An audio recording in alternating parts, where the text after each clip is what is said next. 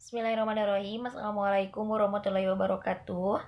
Yang saya hormati dosen pengampu mata kuliah belajar dan pembelajaran PAI 2, Dr. Hajah Hilda Aini Syifa MAG, dan teman-teman yang saya banggakan. Dalam kesempatan ini, insya Allah saya akan memaparkan mengenai teori belajar humanistik. Langsung saja. Pada dasarnya, kata humanistik ini merupakan suatu istilah yang mempunyai banyak makna sesuai dengan konteksnya.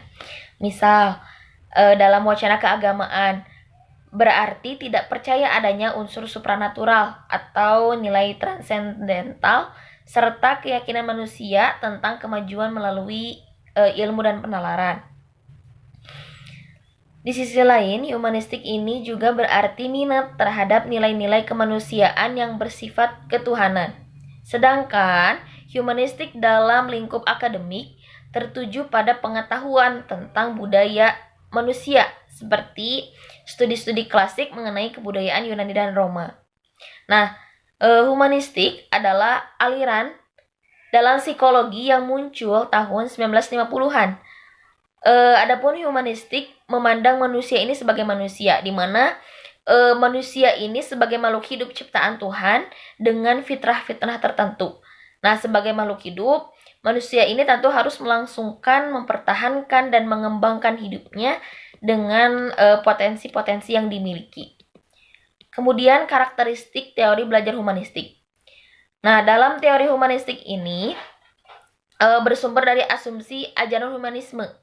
Model pembelajaran menurut teori ini merupakan model belajar yang dikemas dalam pendidikan kemanusiaan daripada pendidikan tentang yang khusus untuk profesi tertentu.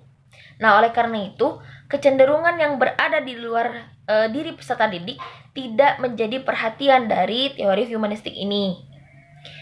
Kemudian, teori humanistik tidak boleh memaksakan kehendak kepada anak. Ini sejalan dengan kriteria Knight ya yang mengemukakan pernyataannya, yang artinya yaitu teori humanistik lebih menekankan keunikan individu. Orientasi yang tidak sesuai dengan potensi anak tidak menjadi sasaran dari teori humanistik ini. Nah, kemudian menurut teori humanistik, proses belajar itu harus dimulai dan ditujukan untuk kepentingan memanusiakan manusia itu sendiri. Nah, oleh sebab itu, teori belajar humanistik ini sifatnya lebih abstrak dan lebih mendekati bidang kajian filsafat, teori kepribadian, dan psikoterapi daripada bidang kajian-kajian psikologi belajar lainnya. Nah, teori belajar humanistik ini menganggap seseorang telah berhasil belajar jika si siswa atau si pelajar itu memahami lingkungannya dan dirinya sendiri. Nah, siswa dalam proses belajarnya itu harus berusaha agar sedikit demi sedikit, lambat laun siswa ini mampu mencapai aktualisasi diri dengan sebaik-baiknya. Kemudian teori humanistik ini juga berusaha memahami perilaku belajar dari sudut pandang pelakunya, bukan dari sudut pandang pengamatnya. Kemudian dalam pelaksanaannya, teori humanistik ini juga tampak dalam pendekatan belajar yang dikemukakan oleh Ausubel. Pandangan Ausubel tentang belajar bermakna atau meaningful learning yang juga tergolong dalam aliran kognitif mengatakan bahwa belajar merupakan asimilasi yang bermakna. Materi yang dipelajari diasimilasikan dan dihubungkan dengan pengetahuan yang telah dimiliki oleh siswa sebelumnya. Nah, kemudian faktor motivasi dan pengalaman emosional. Nah, ini juga sangat penting dalam peristiwa belajar, karena tanpa motivasi dan keinginan dari si pelajar itu, maka tidak akan terjadi asimilasi pengetahuan baru ke dalam struktur kognitif yang telah dimiliki siswa tersebut. Nah, kemudian teori humanistik ini juga berpendapat bahwa belajar apapun atau proses belajar apapun itu dapat dimanfaatkan asalkan tujuannya itu untuk memanusiakan manusia, yang artinya asalkan tujuannya itu mencapai aktualisasi diri, pemahaman diri, serta realisasi diri siswa tersebut yang belajar secara optimal. Kemudian, teori humanisme ini lebih melihat pada sisi perkembangan kepribadian manusia. Pendekatan ini melihat kejadian, yaitu bagaimana manusia membangun dirinya untuk melakukan hal-hal yang positif. Kemampuan positif di sini erat kaitannya dengan pengembangan emosi positif yang terdapat dalam domain afektif. Misal, kemampuan dalam keterampilan membangun dan menjaga relasi yang hangat dengan orang lain, kepercayaan, penerimaan, kesadaran, kemudian memahami perasaan orang lain, kejujuran interpersonal, dan pengetahuan interpersonal lainnya. Jadi di sini intinya untuk meningkatkan kualitas keterampilan interpersonal dalam kehidupan sehari-hari.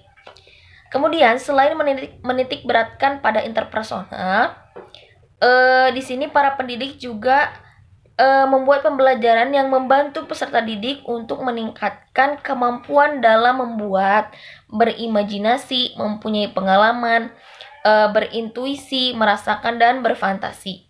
Nah, pendekatan ini intinya mengedepankan pentingnya emosi dalam dunia pendidikan. Jadi, emosi ini adalah karakteristik yang sangat kuat dan nampak dari para pendidik yang beraliran humanistik. Pengembangan potensi yang ditunjukkan pada ciri utama manusia berupa kemampuan diberi motivasi guna mencapai tujuan belajar. Nah, teori ini dalam pandangan Maslow memberikan tekanan yang lebih besar pada pengembangan potensi seseorang, terutama potensinya untuk menjadi manusiawi, memahami diri dan orang lain serta berhubungan dengan mereka, mencapai pemuasan atas kebutuhan-kebutuhan dasar manusia, tumbuh ke arah aktualisasi diri. Nah, teori ini juga akan berusaha mengajak seseorang menjadi pribadi yang sebaik-baiknya sesuai dengan kemampuannya. Kemudian ada prinsip-prinsip teori belajar humanistik. Tujuan dasar pendidikan humanistik ini adalah mendorong siswa menjadi mandiri dan independen, mengambil tanggung jawab untuk pembelajaran mereka, menjadi kreatif dan tertarik dengan seni, dan menjadi ingin tahu tentang dunia di sekitar mereka. Nah, kemudian ada prinsip-prinsip teori belajar humanistik. Yang pertama, siswa harus dapat memilih apa yang mereka ingin pelajari. Nah, di sini guru humanistik percaya bahwa siswa akan termotivasi untuk mengkaji materi bahan ajar jika bahan ajar tersebut terkait dengan kebutuhan dan keinginannya. Kemudian yang kedua, tujuan pendidikan harus mendorong keinginan siswa untuk belajar dan mengajar mereka tentang cara belajar. Nah, siswa harus memotivasi dan merangsang diri untuk belajar sendiri. Kemudian yang ketiga, pendidik humanistik ini percaya bahwa nilai tidak relevan dan hanya evaluasi diri yang bermakna.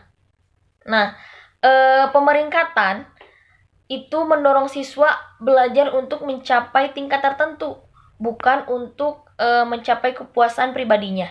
Nah, selain itu juga pendidik humanistik menentang tes objektif karena mereka menguji kemampuan siswa untuk menghafal dan tidak memberi umpan balik pendidikan yang cukup kepada guru dan siswa. Kemudian yang kelima, pendidik humanistik percaya bahwa baik perasaan maupun pengetahuan itu sangat penting dalam proses belajar dan tidak memisahkan antara domain kognitif dan afektif. Kemudian yang kelima, pendidik humanistik ini menekankan perlunya siswa terhindar dari tekanan lingkungan, sehingga siswa akan merasa aman untuk belajar. Kemudian setelah merasa aman, siswa ini akan menjadi lebih mudah dan lebih bermakna dalam proses belajarnya. Kemudian asumsi-asumsi teori belajar humanistik. Yang pertama ada Kolb. Kolb ini penganut aliran humanistik yang membagi tahap-tahap belajar menjadi 4 tahap. Yang pertama yaitu tahap pengalaman konkret. Pada tahap ini peristiwa belajar adalah seseorang yang mampu atau dapat mengalami suatu peristiwa atau suatu kejadian sebagaimana adanya. Seseorang ini dapat melihat dan merasakannya, dapat menceritakan peristiwa tersebut sesuai dengan apa yang dialaminya. Tapi seseorang ini belum memiliki kesadaran tentang hakikat dari peristiwa tersebut. Ia hanya dapat merasakan kejadian apa adanya dan belum bisa untuk memahami serta menjelaskan bagaimana peristiwa itu terjadi. Nah, itu beberapa proses dari tahap pertama. Kemudian tahap kedua yaitu tahap pengalaman aktif dan reflektif. Nah, dalam tahap ini peristiwa belajar adalah bahwa seseorang ini makin lama akan makin mampu melakukan observasi secara aktif terhadap peristiwa yang dialaminya. Nah, ia mulai berupaya untuk mencari jawaban dan memikirkan kejadian yang ia alami. Kemudian, ia juga melakukan refleksi terhadap peristiwa yang dialaminya tersebut dengan mengembangkan pertanyaan-pertanyaan bagaimana dan mengapa kejadian itu terjadi. Nah, kemudian tahap yang ketiga yaitu tahap konseptualisasi. Nah, dalam tahap ini peristiwa belajar adalah seseorang sudah mulai berupaya untuk membuat abstraksi, untuk mengembangkan suatu teori, suatu konsep atau suatu hukum dan prosedur tentang sesuatu yang menjadi objek perhatiannya. Nah, berpikir induktif di sini banyak dilakukan untuk merumuskan suatu aturan umum atau generalisasi dari berbagai contoh peristiwa yang dialaminya. Kemudian tahap selanjutnya yaitu tahap eksperimentasi aktif. Nah, ini adalah tahap terakhir di mana peristiwa belajar menurut Kolb ini melakukan eksperimentasi secara aktif. Pada tahap ini seseorang sudah mampu mengaplikasikan konsep-konsep atau teori-teori ke dalam situasi yang nyata.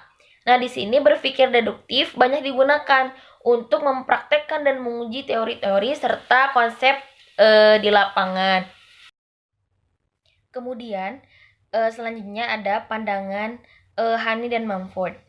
Nah, pandangannya tentang belajar ini diilhami oleh pandangan Kolb mengenai tahap-tahap belajar yang 4 tadi.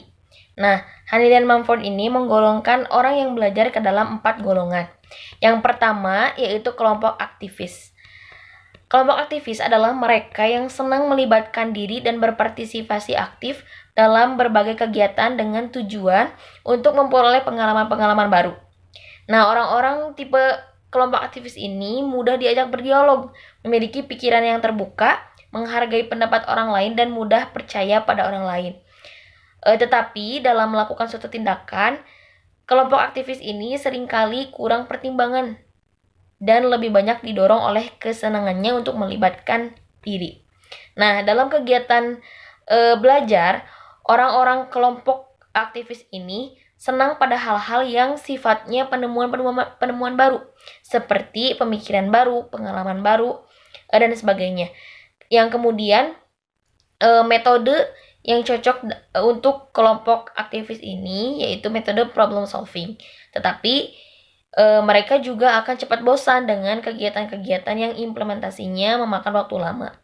Kemudian kelompok reflektor. Nah, kelompok ini mempunyai kecenderungan yang berlawanan dengan kelompok aktivis. Nah, dalam melakukan suatu tindakan, orang-orang reflektor ini sangat berhati-hati dan penuh pertimbangan. Seperti baik buruk, untung rugi. Intinya selalu memperhitungkan dengan cermat dalam memutuskan sesuatu. Kemudian orang-orang reflektor juga tidak mudah dipengaruhi sehingga mereka cenderung bersifat konservatif. Kemudian kelompok teoritis. Nah, kelompok teoritis ini memiliki kecenderungan yang sangat kritis, suka menganalisis, dan selalu berpikir rasional. Segala sesuatu yang dikemukakannya sering dikembalikan kepada teori dan konsep. Mereka tidak menyukai pendapat atau penilaian yang sifatnya subjektif. Nah, dalam melakukan atau memutuskan sesuatu, kelompok teoritis ini penuh dengan pertimbangan, sangat skeptis dan tidak menyukai hal-hal yang bersifat spekulatif. Mereka ini tampak lebih tegas dan mempunyai pendirian yang kuat, sehingga kelompok teoritis ini tidak mudah terpengaruh oleh pendapat orang lain. Kemudian yang terakhir yaitu kelompok pragmatis. Nah, mereka ini memiliki sifat-sifat praktis, tidak suka berpanjang lebar dengan teori atau konsep. Nah, bagi mereka yang penting ini adalah aspek-aspek praktis yang sesuai dengan kejadian nyata dan dapat dilaksanakan. Menurut kelompok pragmatis ini, sesuatu hanya bermanfaat jika dapat dipraktekkan. Menurut kelompok pragmatis ini, teori atau konsep itu memang penting, tetapi jika tidak dapat dipraktekkan, maka teori atau konsep tersebut tidak ada gunanya. Jadi bagi mereka, sesuatu lebih baik dan berguna jika dapat dipraktekkan dan bermanfaat bagi kehidupan manusia. Nah, kemudian ada pandangan Habermas. Nah, menurut Habermas ini, belajar baru akan terjadi jika ada interaksi antara individu dengan lingkungannya. Lingkungan belajar yang dimaksud di sini adalah lingkungan alam maupun lingkungan sosial, karena keduanya tidak dapat dipisahkan. Dengan demikian, Habermas ini membagi tipe belajar menjadi 3. Yang pertama yaitu belajar teknis. Nah, belajar ini adalah belajar bagaimana seseorang dapat berinteraksi dengan lingkungan alamnya secara benar. Nah, pengetahuan dan keterampilan apa yang dibutuhkan dan perlu dipelajari agar siswa dapat menguasai dan mengelola lingkungan alam sekitarnya dengan baik. Oleh karena itu, dalam belajar teknis ini, ilmu alam atau sains sangat dipentingkan. Kemudian yang kedua yaitu belajar praktis. Nah, belajar ini adalah belajar bagaimana seseorang dapat berinteraksi dengan lingkungan sosialnya, yaitu dengan orang-orang di sekelilingnya. Kegiatan belajar ini lebih mengutamakan terjadinya interaksi yang harmonis antar sesama manusia. Mereka juga percaya bahwa pemahaman dan keterampilan seseorang dalam mengelola lingkungan alamnya tidak dapat dipisahkan dengan kepentingan manusia pada umumnya. Nah, oleh karena sebab itu, interaksi yang benar antara individu dengan lingkungan alamnya hanya akan tampak dari kaitan atau relevansinya dengan kepentingan manusia. Nah, itu belajar praktis. Kemudian yang selanjutnya yaitu belajar emansipatoris. Nah, belajar emansipatoris ini menekankan upaya agar seseorang mencapai suatu pemahaman dan kesadaran yang tinggi akan terjadinya perubahan atau informasi budaya dalam lingkungan sosialnya. Nah, dengan demikian, maka dibutuhkan pengetahuan dan keterampilan serta sikap yang benar untuk mendukung terjadinya transformasi kultural tersebut. Nah, pemahaman dan kesadaran terhadap transformasi kultural ini menurut Habermas dianggap sebagai tahap belajar yang paling tinggi. Nah, kemudian selanjutnya ada pandangan Bloom dan Cradwell. Nah, mereka ini lebih menekankan perhatiannya pada apa yang mesti dikuasai oleh individu setelah melalui peristiwa-peristiwa belajar atau tujuan belajar. Nah, tujuan belajar yang dikemukakan oleh Bloom dan Cradwell ini dirangkum dalam 3 kawasan, yang mungkin kita juga sudah mengenalnya, yaitu taksonomi Bloom. Ya. Nah, melalui taksonomi Bloom ini berhasil memberikan inspirasi kepada banyak pakar pendidikan dalam mengembangkan teori-teori maupun praktek pembelajaran. Nah, pada tataran praktis, taksonomi Bloom ini telah membantu para pendidik dan guru untuk merumuskan tujuan-tujuan belajar yang akan dicapai dengan rumusan yang mudah dipahami, ya. Nah, setidaknya mungkin di Indonesia, taksonomi Bloom ini telah banyak dikenal dan paling populer ya di lingkungan pendidikan. 3 kawasan yang dikemukakan oleh Bloom ini yaitu domain kognitif, domain afektif, dan psikomotor.